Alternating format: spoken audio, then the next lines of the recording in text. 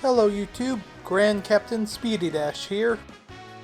I decided to make a new What If series since most of my current ones are close to ending. So I thought, how about one for Saiyans keeping their tails?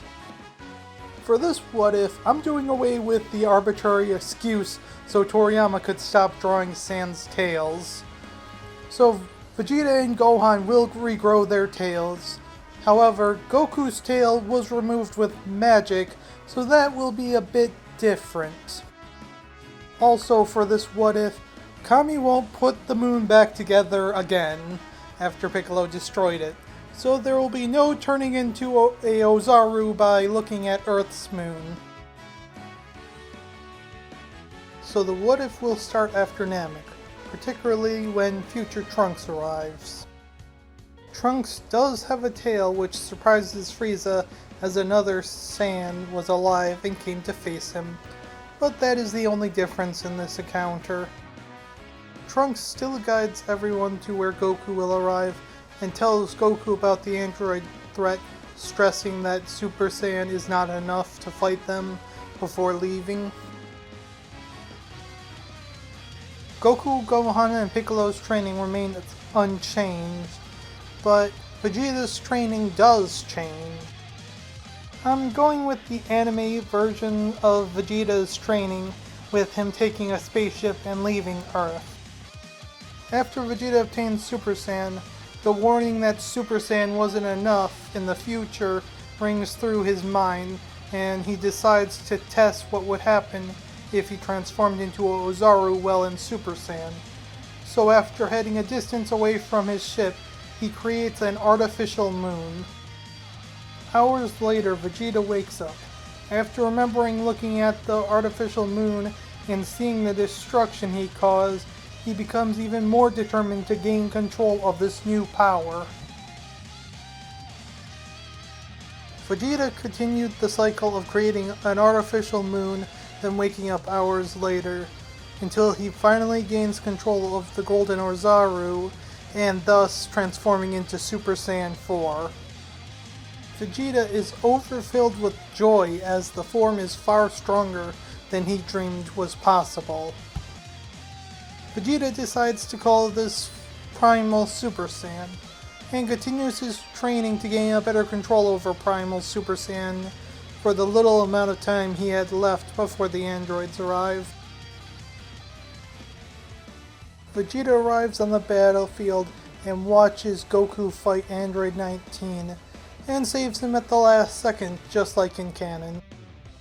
Vegeta only goes Super Saiyan to try and prove his superiority over Goku and the future warrior, so the fight goes the same as canon.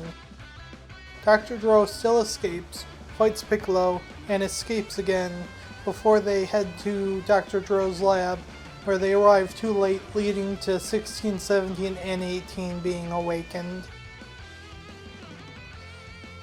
Vegeta, confident he can beat the androids himself, steps up and begins fighting 18, which starts out just like canon.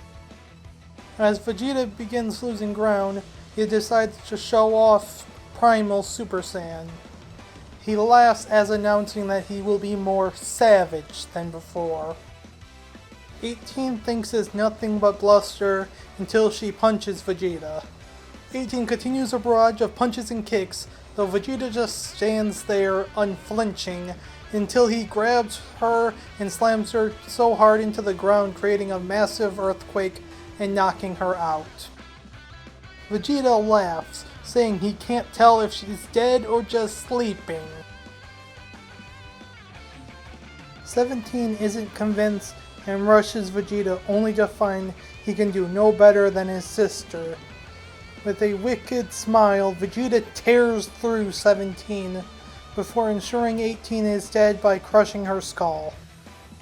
The Dragon Team is in complete fear as they worry they might be on the wrong end of that brutality very soon, with Trunks especially horrified to see his father like this.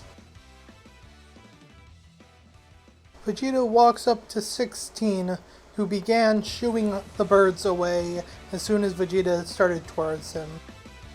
Vegeta says he hopes the big guy is a bigger challenge than the other two, but 16 refuses to fight Vegeta, saying he's programmed to kill Son Goku. After a little arguing, Vegeta just destroys 16, a bit disappointed that 16 wouldn't even fight him. After returning to normal, Vegeta walks towards the others, with them all being on edge. Vegeta then points to Trunks and says they have some training to do before grabbing him and flying off towards Capsule Corp. Once at Capsule Corp, Vegeta grabs some spare armor he has and the spaceship he had been using and heads off-world to teach Trunks how to go Super Saiyan 4 as well. Elsewhere, Piccolo arrives at the lookout because he is still spooked by Vegeta's new form and worries about what will happen next. Kami, however, finds a new threat that scares him enough to fuse with Piccolo. After fusing, Piccolo heads down to Ginger Town and confronts Cell. And after getting Cell to spill his guts, he breaks Cell's spirit by telling him that Vegeta already defeated 16, 17, and 18.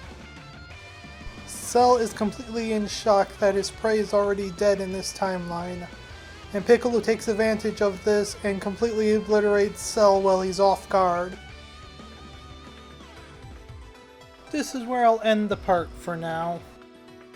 What do you guys think of the story so far, and how do you think Vegeta having Super Saiyan 4 at this point in the story is going to affect future events? Find out next time.